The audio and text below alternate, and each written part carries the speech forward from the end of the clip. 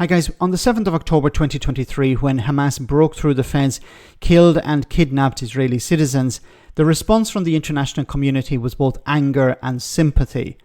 However, as we've seen over the last number of years and months, that has completely collapsed.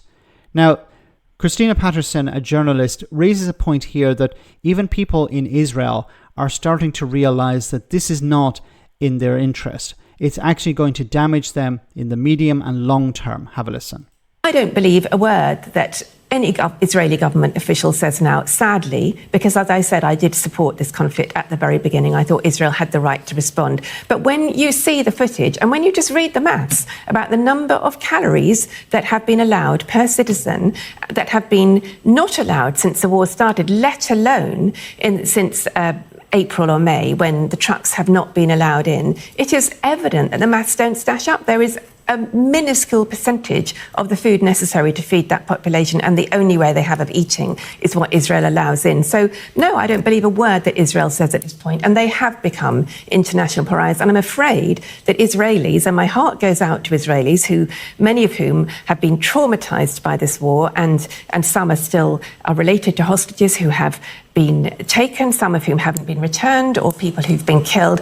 I'm afraid to say that the Israeli citizens will pay the price of this for generations. And she's right. And Israeli citizens have already raised this alarm. The liberals and those on the left in Israel have said, this is not in our long-term interest. What Netanyahu's government is doing is turning us into a pariah. And if we become a pariah state, it's going to be very difficult for us to rebuild relations. This is not serving the interests of ordinary people. There have been protests taking place to end this. Ordinary citizens in Israel have been demanding that the government end this, that they return the hostages, that they negotiate with Hamas to get the hostages back. They want this war ended. They are calling for aid to go in. It's not just about stopping the war, it's also about humanitarian support being provided to the people of Gaza.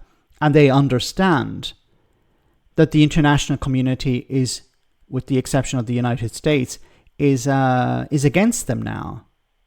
And how is this going to help ordinary citizens in Israel? It's not. Netanyahu needs to be replaced. Netanyahu's government needs to fall. He needs to be in jail. He's avoiding prison at the moment because of these wars, because of these conflicts.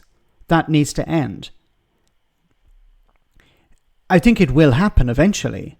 Netanyahu's government will probably collapse. There will be disagreements within, and the far right within his administration will pull their support, or something will happen that the administration will collapse. There will be elections and there will be a new government, and Netanyahu will eventually probably go to jail. But what happens to Israel after that? There needs to be reconciliation.